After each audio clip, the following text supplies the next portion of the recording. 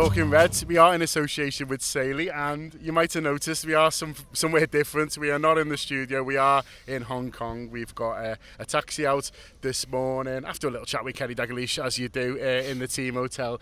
Jumped out here to a foundation event, so there's an international academy over there. They've been doing some coaching, and now they're giving certificates out and things like that, and we're just on the pitch. Craig's found the ball, we've had a little kick. I have got Josh and Craig with me, as you've probably seen, and yeah, there is so much going on. I mean, the game's on Saturday and we're only on Tuesday, and there's already sort of, events. We've got a tramp thing that we're doing later that I'm really looking forward to. But yeah, already the coaching staff are out here. We just grabbed a chat with Billy Hogan there, and it is a big week, isn't it, for Liverpool, and the right in there, the right in amongst it, in the community doing stuff, and it's quite nice to see. Yeah, it's something Neil's always said that I've loved, is that for this week, Hong Kong, and next week, Japan, they become the centre of Liverpool's universe, don't they? And, Liverpool don't just come here to play a football match, do they? They put on clinics like this, for the local community. They have sort of partner activations and events, and you really just get a sense that a city even as big as Hong Kong's taken over by Liverpool. You arrive at the airport and all the advertisements are with Liverpool players on it. Obviously you see the events popping up here, there and everywhere. It's really, really exciting, and for young kids there getting to be coached by Liverpool coaches, that's brilliant. For us this week, we're just excited to see Florian Wirtz play for Liverpool for the first time in front of crowds. So loads to be excited about this week. Yeah, loads going on, Josh, and like Craig says, for the fans who've managed to get a ticket on Saturday, and I know it's sold out pretty quickly, they're going to be the first ones to see Florian Wirtz. They might be the first ones to see Ekitike if they can get him over the line in time. Who knows? If not, that'll be the nice little thing for those in Japan, maybe.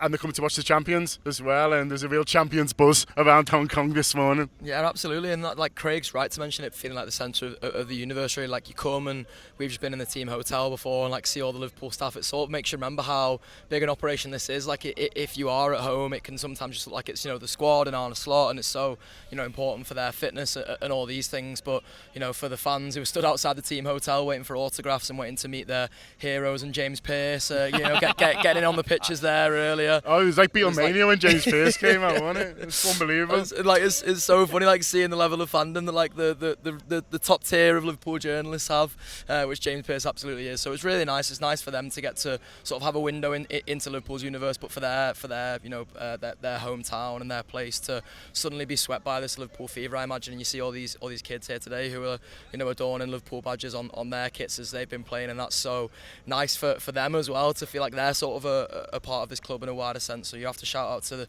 LFC Foundation every time that they're putting these kinds of events on, but shout out to everybody at the club, because I said at the team hotel before, it makes you sort of realise how many people come out to these things, how many moving parts there are. It's not just the lads who are playing on the football pitch, as excited as we are all about them. There's just so much that goes on behind the scenes with it as well. So yeah, it's really interesting to come and see the way it sort of works in that sense, but particularly interested, as you both alluded to see the players and how they're looking and how they're feeling heading into another season where we're looking to double down on the success of last season.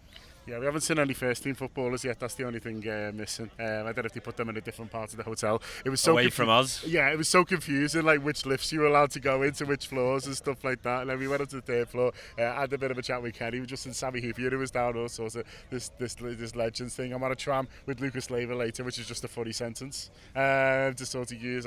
I'm looking forward to it. But the Legends are out here just making it even more special. Just seeing the kids over there now, just getting the certificates and lining up for the pitch. You can just see how made up they are. They're all in Liverpool kits and stuff like that, and not all of them will have tickets for Saturday necessarily, but they all get to remember. They'll all remember when Liverpool came to town. Yeah, it's class. You can see them, the little footballs, and they've got their mementos and stuff like that. It's just brilliant that the football club can turn up. Not just the football club, the champions. The champions can turn up to this city, and they bring a £100 million footballer for everyone to watch. And in the background, there's all of these events that are happening that I don't really think are usually publicised, but they just go on. They just happen, and they want to sort of come here and impact the local community and loved what you said there, Craig. Pardon? I loved what you said there. Big cheer for the Big fans. Thank you, everyone. Yeah, Gibbo was fuming it wasn't him earlier when James Pearce was getting the adulation, wasn't he? Chop Gibbo. Yeah. But look, just in general, it's incredibly exciting. I have spent the last 6 weeks, I haven't watched a kick of football, barring the Preston game. And Club World Cup wasn't doing it for me. It's a long season, wanted a break and all of this. Well, this week I'm excited about it. I'm excited to see Florian Wirtz play for Liverpool. Seeing the pictures the other day from the behind closed doors game, get you when Liverpool have signed a player like that, it makes you feel like a kid again, doesn't it? And so I just can't wait to watch him play football and see how he impacts this team and see how he makes the champions better. And there's obviously Frimpong and there's Kirkez and there's a potential, as you said, of another striker coming in while we're here, and that'll give everyone a lift. Going into what is now the sort of the crux of the pre-season period, it'll be game after game after game, getting build up to the Community Shield, and then the first game against Bournemouth, where Liverpool are the defending champions, and yeah, I know this is good content. So this is the bit now where I'm like, right, here we go. The season started again. It hasn't, but this is the beginning of the journey to number 21. Yeah, and that's it. And a good pre-season can really, make that happen and make that possible. Like Craig says, that Bournemouth game is going to be here sooner rather than later, really. And you want to be flying into it. You want to be going into that game thinking, look how good Wirtz looked in pre-season. Look how good the connections were. These two fullbacks we got, they're absolutely rapid, and they're going to sort of change how we play. I remember Aristotle talking about more weapons, didn't he? And that's how it sort of feels at the moment. And so Preston was it became all about sort of get through it, get them on the pitch, do that sort of first one. But from now, they will want to start to gel with each other. Some of these new players, they'll want to start to show that, winning once is great, but we want to keep going now. Absolutely, yeah, and there's obviously different sort of aims of pre-season. Really, we as fans want to see the new players and how it looks like they're bedding in, and you can already see that from the Preston game. There's been compilations going around of Milos Kerkez, compilations from Stoke going around of Frimpong just sprinting, which I'm really into. He looks very, very quick, which again is another thing that I'm massively into. And then I'm sure it'll be the same with Florian Wirtz over these next few games for the club. It's to build up that team chemistry, like you say, to build up the fitness, and of course there's going to be the sort of emotion around all of these games now, just as there was with Preston for the tributes to Diogo and things like that. It's going to be the same when we're out here. It's going to be the same when we go back home for those friendlies at Anfield, and then same for that first game against Bournemouth as well. And it's about the players sort of feeling like they can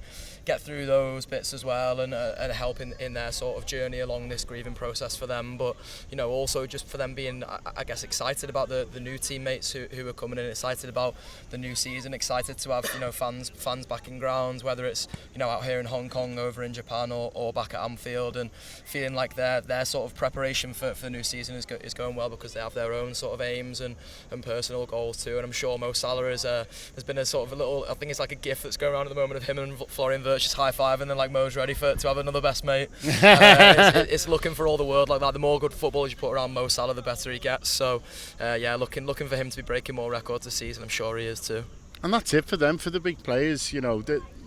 They'll show these signings show the Liverpool are serious about continuing to win, and that's the kind of players that, as Josh says there, that Mo Salah wants to be playing with. He'll be looking at Florian Wirtz and thinking, this guy's gonna, not to completely change how we play, obviously, but he's got to add another dimension to our attacking talents. I'm sure he's, like the rest of us, looking at Ekitike YouTubes and going, look at his movement, look at his dribbling. He just sits on the cards for me. Yeah, exactly. And so he'll be getting excited about that. But the best players want to play with the best players, and they also want to see that people running the football club are as ambitious as they are, and everything feels like it's come together this summer, which is brilliant. Yeah, it absolutely does. You're right. Look, Mo Salah might only play for Liverpool for 2 more seasons, and we hope we hope that's not the case, and we hope it continues to be. Same with Virgil van Dijk.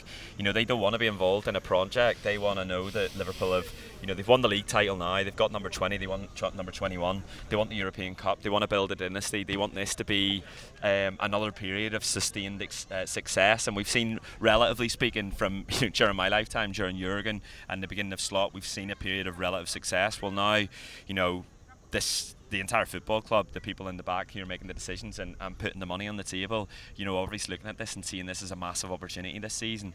You look around and Arsenal are making signings and Man City have Rodri back, but I'm looking at Liverpool and thinking Florian Wirtz, mate. We've signed Florian Wirtz, the most exciting player that was possible that they could possibly have signed, and they don't look as if they're stopping anytime soon. There's reports as well that Ekitike is not just going to be the only forward that we sign, whether that means that someone like Diaz is leaving, but it's still exciting, isn't it? It's new faces, as you say, it's a new dimension, and it's new opportunity for Arne Slot, because one of the things he said is he wants almost like different tools for different. What's the analogy here that I've started, but I'm not quite going to get jet lagged. You know what I mean? It's not this idea of plan B's doing plan A better. It's we'll have different sort of plans for different opponents that'll change within games. We saw that at different times last year. You've heard the players mention that.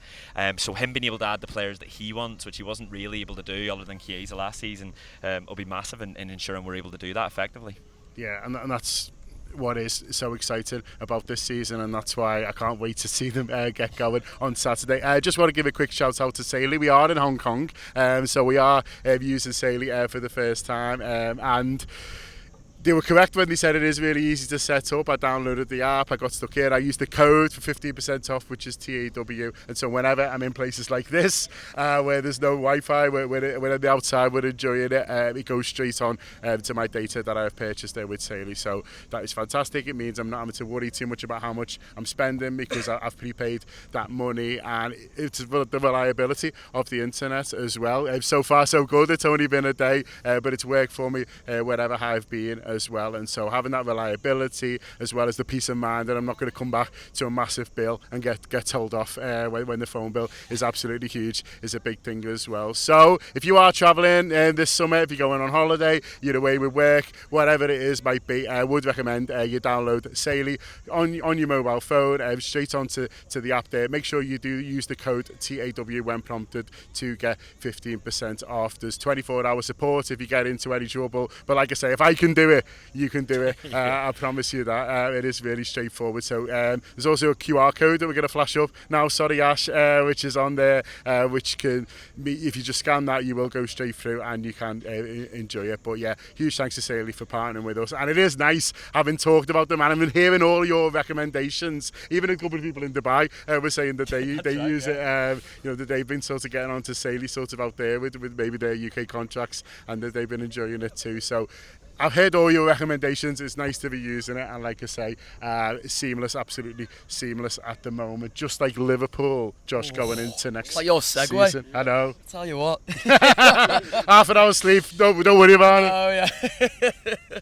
It is absolutely exciting. Like Craig mentioned, the sort of tactical flexibility of a couple of players before, and we've seen from the Stoke game, Frimpong, like he was playing a little bit of right wing, and it comes back to that point of Slot being able to get in all his football. As you saw what Slot was able to do with a really talented squad last season, but ultimately a lot of lads who weren't his players. We had a bit of back and forth with one of the crowd members in Dubai, didn't we, about Liverpool's, or at least I did, about Liverpool's depth or perceived lack of depth last season. I think Liverpool had a deep squad, just not necessarily one of full of footballers that Arne Slot felt like he could trust over the course of a season, but still lads like Harvey Elliott and Darwin Núñez and players who had big moments. Jarell Quansonly scores the goal which would have took us through against PSG. There's Joe Gomez header that's sort of lost in the archive somewhere there too. So there's all these moments from fringe players last season who maybe don't see as much time on the pitch as they'd want to, but that's why you go out and sign all these big guns now, is so that the squad depth is there, so that Liverpool are going into next season feeling like they've got a chance. We've got one of Craig's fans coming around. I'm worried he's going to meg me. That's what I'm concerned about. Meg live on Talking Heads.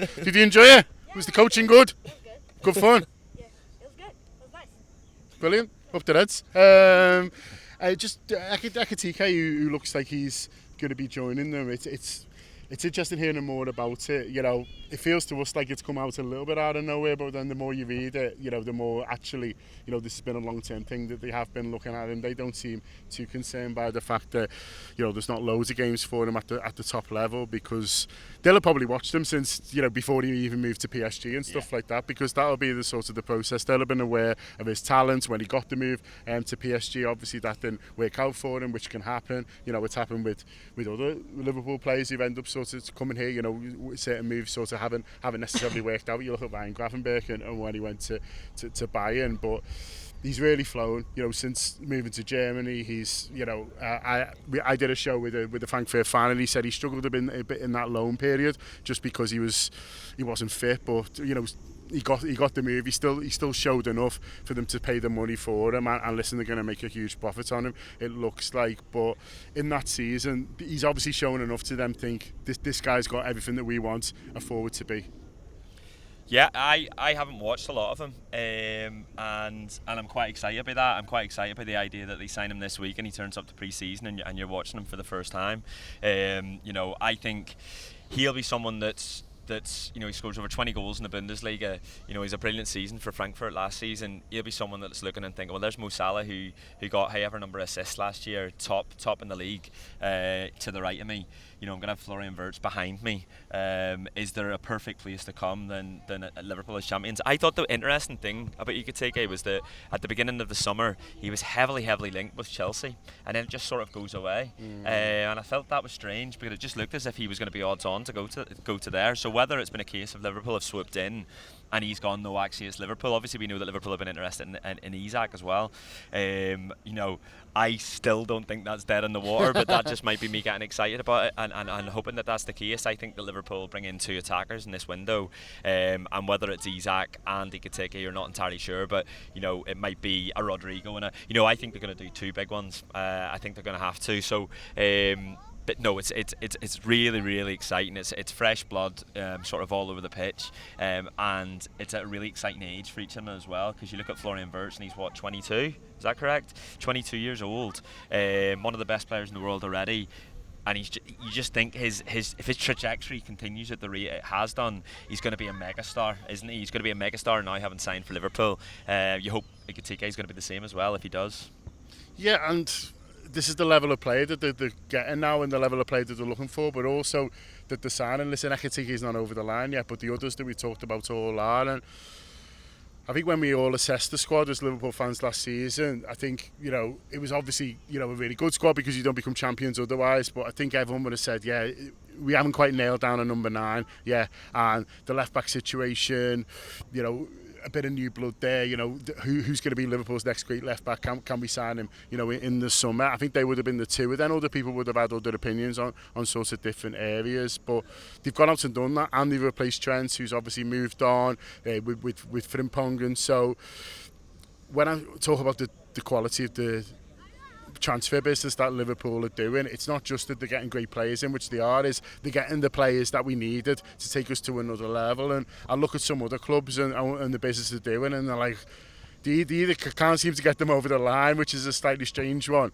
or you're looking at it and thinking, do they really need them though? Is that really going to improve them? I feel like Liverpool are happy to spend their money because they're going to see these players on the pitch. Yeah, absolutely. I think you've seen it with Manchester United, particularly this summer. They've sort of struggled in haggling over 5 million with clubs like Brentford over in Buemo and stuff like that. Liverpool haven't been messing around. I think you've even seen that in the past week with the sort of Ekitike and Isak saga and the way that's all unfolded. As Liverpool felt like they had Newcastle over a barrel a little bit there, and remains to be seen, as Craig says, what will happen with Isak on the side of that. It'd be really funny if Newcastle at one point thought they'd have Isak and Ekitike, and suddenly Liverpool are able to get both of them. But if it's not Isak and then it's potentially Rodrigo, that's still 2 belter signings, but like not even belters in the sense of, like, I don't think Ekitike is going to come in and be like a world star already in the way that I would expect Florian Wirtz to be, albeit Craig said he's still at that age profile where there's sort of levels to go up to.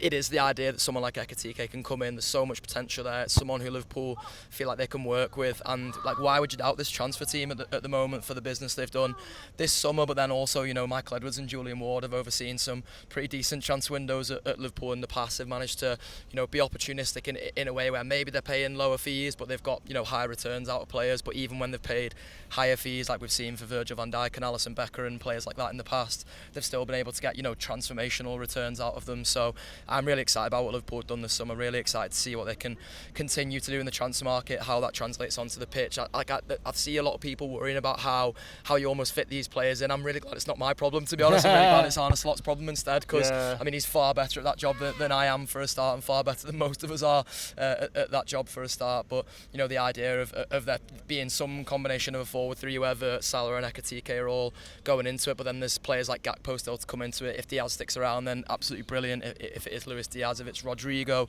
who comes in, if it's Isak, even better in my eyes, because I think he is the sort of number 9 in world football, who's just behind Erling Haaland at the moment. So loads of great options there. You know, currently Liverpool being linked with, but also at Liverpool at the moment. So it just feels like such an exciting time to be following this team and this squad and Arne Slot in particular. Liverpool are doubling down at a time when you know, we all hoped they would, and that's the most exciting thing. We're champions, but we want more as a football club. The players, as we mentioned earlier, and as us as fans, you know, we want this dynasty. You know, we want to sort of see continued sustained success, and it's the thing that, you know, at different times in the past, yes, we fully trust the people who make the decisions in terms of transfers to get them right, because 9 times out of 10 they have done over the past sort of 8-9 years especially, but at different times as fans we felt, well, we probably need one more. Are they really giving the manager the best opportunity? That was the thing that I was thinking last season, was like, we've brought this new manager in and we're not giving him the best opportunity to be successful. But actually, you know, they were looking at it longer term than what we do as football fans. We look at it, this window, we need to do this in this window, and actually what they're doing is they're probably projecting over the next 3 or 4, and they're probably planning ahead and working towards those. You know, players like Kurgez just felt as if it was done in fucking February or something, didn't it? You know, it's just waiting for it to sort of to dot the I's. So it's really, really, really exciting, and to get to sort of see the first games with the likes of Ertz and stuff is a real privilege. So I'm really, really excited. Listen, we're all excited. They're packing away around us, so we should probably call it that. It is very warm as well, so I'm a little bit worried about these cameras and also our handsome cameraman. So we're going to... He's nodding. Yes, worry about me. Yeah. So we're going to go in here, kick a few balls about before they kick us out. But yeah, really nice to come down to this foundation event today. We're going to be showing Hong Kong best we can over the next week or so, showing all the stuff. And yeah, just enjoying ourselves, enjoying the Reds. We're champions. Why not enjoy it?